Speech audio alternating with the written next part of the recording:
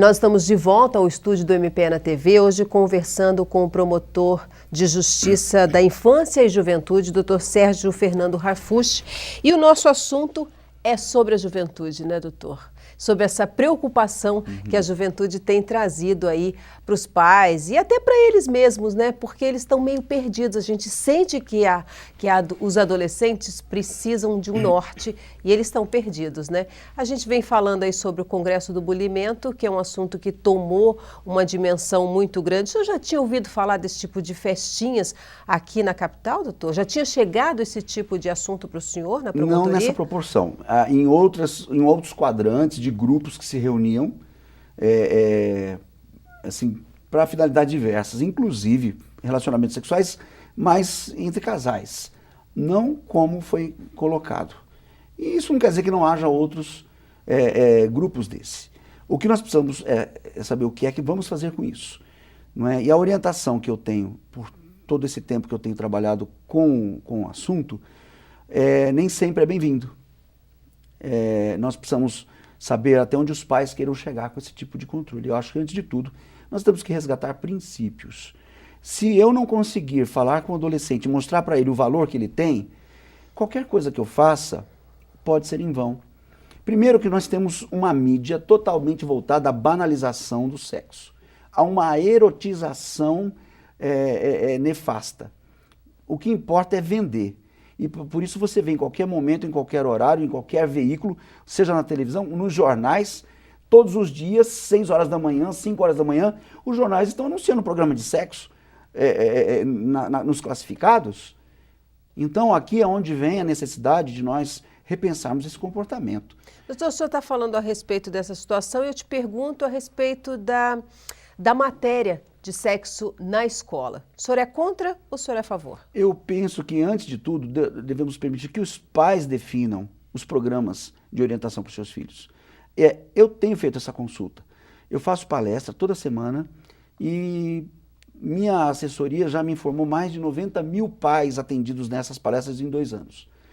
E eu consulto os pais e pergunto quantos de vocês querem que a escola fale e oriente sobre sexo para o seu filho. Quantos são contra?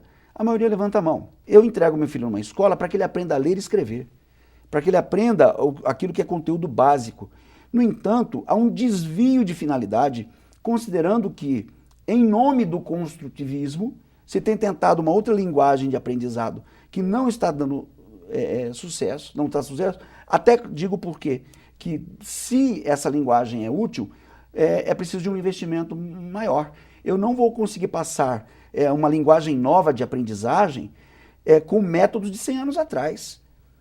E isso tem condenado... Desse ponto de vista já fica diferenciado mesmo, pois né? Porque então, você falar de educação sexual é uma coisa muito ampla, né? Mas quem diz que aquele professor que vai falar de sexo com meu filho tem uma saúde sexual? Tem uma orientação mínima? Então, é preciso respeitar isso. Esse menino de 16 anos do Congresso do Bulimento, quando foi perguntado a ele a respeito das orgias e do sexo, ele achou que isso, ele disse achar isso natural, porque ele tinha educação sexual na escola e ele achava natural ele pegar a camisinha no posto de saúde. E usou isso como, para ele, uma situação normal. Isso denuncia o poder público. Se o poder público é fracassado até para cuidar de praça pública, considerando que nós temos ambientes nocivos a adolescentes, enquanto o artigo 4º exige a aplicação prioritária de políticas públicas e de orçamento, e não há esse investimento, e eu não estou falando de Campo Grande, eu não estou falando de Mato Grosso do Sul, estou falando de Brasil.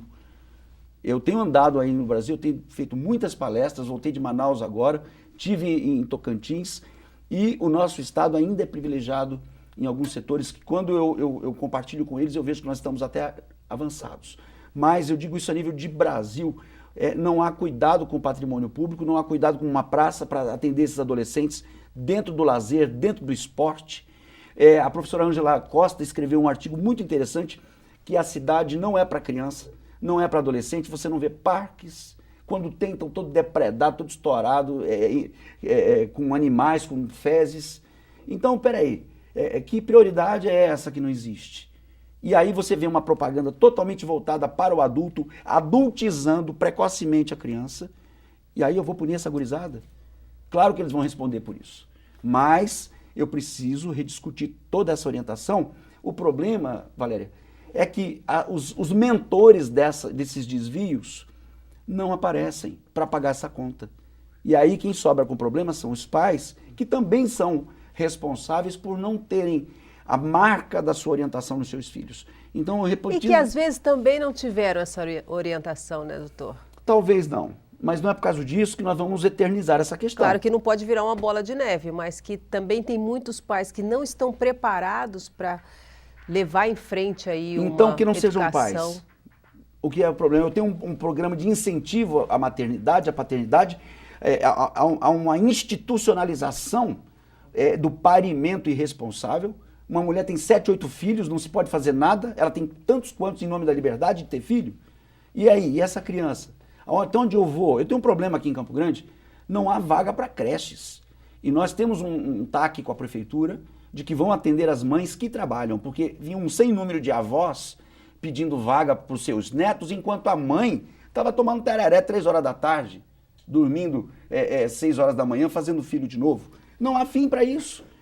Então nós precisamos rever muita coisa e o poder público, a partir do governo federal, começa a ser o primeiro responsabilizado nisso. Se a declaração desse garoto é verdadeira, de que foi na escola que ele aprendeu que transar com filha dos outros, com 12 anos, 13 anos, e essa menina também é uma prática normal, então nós temos que responsabilizar o poder público. E vamos começar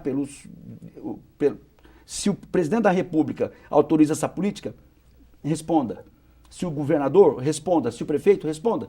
Porque, pelo Pacto Federativo, cada um pode responder pela sua unidade. O governo federal não se mete nas escolas municipais. O governo federal não se mete em escolas estaduais. Então, aí há uma parcela de responsabilidade com o governador, com o prefeito e de qualquer estado que seja, de qualquer município que seja. Agora, a partir do momento em que eu posso dar respaldo a essa criança e adolescente com parceria com os pais, consultando esses pais, tudo pode ficar tudo diferente. Fica diferente. Doutor, foi um prazer conversar com o senhor, ter essa aula aqui, bater um papo a respeito de uma situação tão delicada que são os nossos adolescentes e que a gente tem muito que trilhar aí pela frente, né? Imagina o senhor na sua promotoria, uma promotoria que se encarrega disso todos os dias, todos os instantes. Deve ser puxado, mas deve também ter um lado bem prazeroso, né, doutor? Ver um só desses adolescentes de volta para casa, honrando seus pais, é o prêmio que a gente tem.